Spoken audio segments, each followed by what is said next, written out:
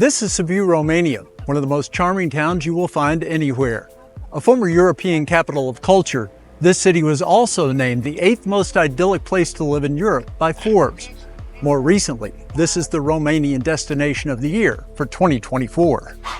I wanted to experience Sibiu for myself, so I took a train from Bucharest for over 5.5 hours. I'm only here for a day and a half. Hopefully that will be long enough to see what all the hype is about.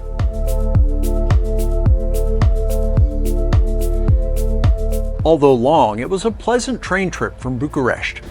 The system in Romania will get you to the major spots around the country. It was, however, around 4 in the afternoon when I arrived in Sibiu.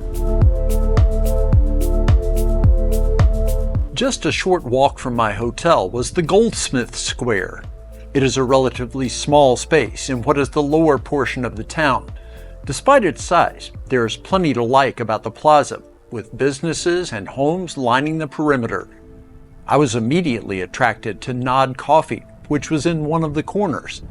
Inside, they put together a cappuccino for me. I was able to enjoy it at a table outside on a wonderful September afternoon.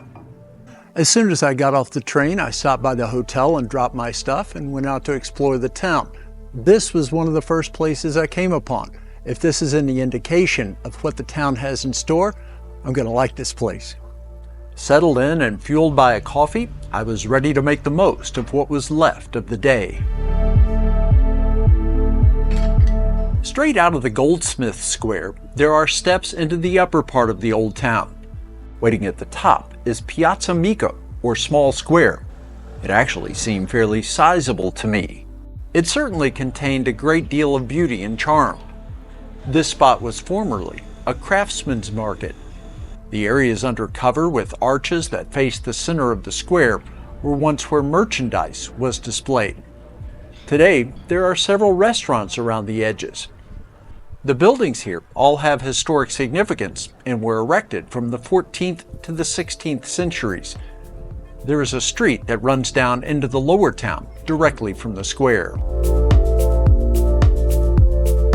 Steps away is the St. Mary Evangelical Parish Church. It's an impressive Gothic-style structure that rose in the 14th century. It replaced a 12th century church which stood in the same spot. That tower is the tallest in Sibiu, topping out at just over 73 meters. A statue stands in front of the church, with the greenery and open space of Hewitt Square nestled alongside. On the backside of St. Mary is the House of the Journeyman. It is called Casa Calfalor. There is an intriguing post standing beside the house. This is called a guild tree. It's a replica of one that dates back to the 1700s. The tradition was that as part of the literal and figurative journey on which young men embarked to become craftsmen, they would drive nails and other items into the post. Various guilds were extremely important in Sibiu, and as you will learn later, played a part in the defense of the city. The guild tree is a fascinating reminder of the past. Not far away, you walk through an arch and emerge onto what is known as the Large Square, or Piazza Mare. This is the historic center of the city, with the space dating to 1366. It's hard to explain just how massive this square is. The first time that you walk into it, there is a certain wow moment as you take it all in. I walked into another square that's not far from here. I thought it was the large one. This is easily twice as big as that. Just look at how huge this plaza is. This still remains very much the center of the city and a place to which people are drawn. Through the years, it has been the site for gatherings, but also for executions. The buildings that surround the square are attractive, and each of them has its own connection to the past. Some now serve as restaurants which offer seating out on the stones. The Holy Trinity Roman Catholic Church, which was built with the help from Jesuit monks, dates to 1733. Constructed in the Baroque style, the exterior is rather plain. As with many of the buildings in Old Town, this has been designated as a historic monument by the Romanian government. In the middle of Piazza Mare is an unusual sight. It's a fenced-off water fountain. This is a replica of a fountain put in place in 1538. Long ago, it was used for washing clothes and watering animals until a leader installed a fencing to stop those practices. As daylight faded, I walked a bit more through the streets of Old Town. There are quite a few which are dedicated strictly for pedestrians. It is a pleasant area with countless shops and restaurants, plus many historic structures. I ended up at this establishment, which is focused on food and beer. I grabbed a seat outside and devoted a few moments to relaxing. The late arrival didn't allow for me to do too much today, but in the end, I found this cool little spot and grabbed a Bohemian Pilsner. Here's to a great day of discovery tomorrow. All told, it had been a good day. I discovered a lot on my only full day in Sibiu.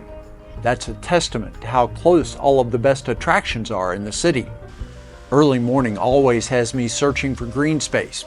I found it in a couple of places. The first was Astra Park. It was created in the late 1800s when the walls on this side of the city were demolished. This is not a huge park, but it certainly has a ton of beauty situated inside and around it. The walkways provide a wide path to follow through and around the splash of nature. In several instances, busts of famous residents from the past are present to remind people of their contributions. I was especially taken by this pool of water and the fountains that sprang from the bottom. It added the perfect feature to go with all the trees and other flora. Around the corner is another similarly sized park. This is called Citadel Park. It is not as centered on nature as Astra Park. Instead, the heart of this is one of the existing walls that was a part of the defensive fortifications for Sibiu. A couple of towers remain along the wall, and I'll talk more about them in a bit.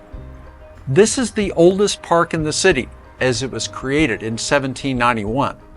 There are pathways on both sides of the wall and arched tunnels to pass back and forth between the two. In spots, you can see the thickness of the wall, which gives an indication of how seriously the people back in the day took these fortifications. You probably have noticed from many of the clips that I've shown that Sibiu is a city with narrow and winding streets and alleys. That's always an attractive feature that seems to be present in so many European towns. There is not much of a resemblance to places which were laid out on a grid. I think the free-form layout adds character. It's phenomenal just to walk around and explore without any particular destination. You will find things of interest. Of all the streets and alleys, this is the most narrow. They call it the Passage. Would it be a lot more pleasant here without all of the graffiti? Absolutely, but what are you going to do? The Passage is around 5 to 6 feet wide at its narrowest point. It is not very long, probably 100 meters or less. It appears as though there are houses on each side. Some windows open onto the alley. I'm sure this was not established just as a novelty, but as a quick way to move from one place in the city to another. This spot draws tourists, but I saw plenty of residents simply using this as part of their normal way of getting around. In the small square over the street that leads to Lower Town is the Bridge of Lies. It was the first cast iron bridge built in Romania. That was in 1860. The legend goes that if a couple stands on the bridge and confesses their everlasting love for each other, the span will collapse if one of them is being dishonest. There are other legends associated with the feature as well. Bridges seem to always have the most nifty stories. I've crossed a lot of interesting bridges during my travels, from the Bridge of Sighs in Lima, Peru, to the Halfpenny Bridge in Dublin, even to the Singing Bridge in my hometown of Frankfort, Kentucky. Time to add another one to the list. The Bridge of Lies has apparently never fallen in more than 150 years. I have my doubts then about the structure's worth as a truth detector. You'll remember that there is the Holy Trinity Roman Catholic Church in the big square. This is the Holy Trinity Orthodox Cathedral. It is a relatively recent addition to the city, completed and consecrated in 1906. The cathedral is ornate, both inside and out, constructed in the Byzantine Revival style of architecture. The twin 45-meter tall towers are striking. Although much newer than the other churches I've mentioned, this fits right in. Okay, this is amazing. Sibiu is called the City of Eyes. Can you see what gives it that name? Pay attention to the dormers located on the roofs of the buildings. You'll see them everywhere through the city. They aren't designed to give everyone the feeling of being watched, but instead simply as ventilation for the attics of the buildings. It's such a unique architectural element, and it so clearly looks like eyes staring at you.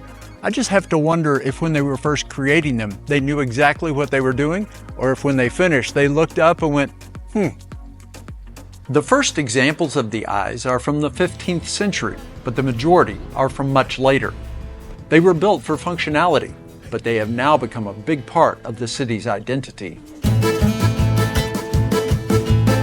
I have mentioned the Upper Town and Lower Town several times. This is a transition between those two parts of the city that is known as the Stairs Passage. It was constructed in the 14th century. The brick and stone elements created a very elegant-looking way for people to move between sections of the town. The passage was incorporated into the city's fortification system. There are numerous towers through Sibiu. In between the small and big squares sits the Tower of the Council. You can pay a fee to go to the top. It is absolutely worth it. It's absolutely the best 2 lei you will spend during your entire time in the town. The views from up here are astonishing. There's also artwork on some of the landings on the way up and down. 2 lei, that equals 44 cents. Just look at the views you get of the city from the top. They are astounding, and that's even having to look through windows. It's a phenomenal vantage point, but I get the sense that not a lot of people make the effort. It's only 6 levels though, if I remember correctly. Each level, too, has a room in which to rest. Some of them even have work on display from artists. On one level are the inner workings of the clock, which is visible from outside. It is interesting to watch as the seconds and minutes click by. A tower has been in this position since the 12th century, although it has been revamped several times over the years.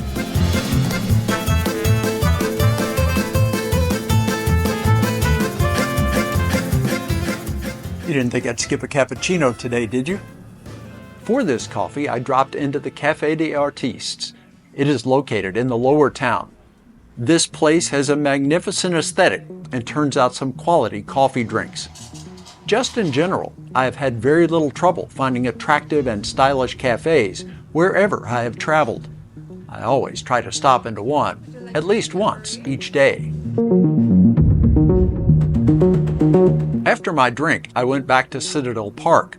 The towers along the wall there are open for exploration, but not first thing in the morning. I paid another extremely reasonable 2 lei and climbed up to investigate.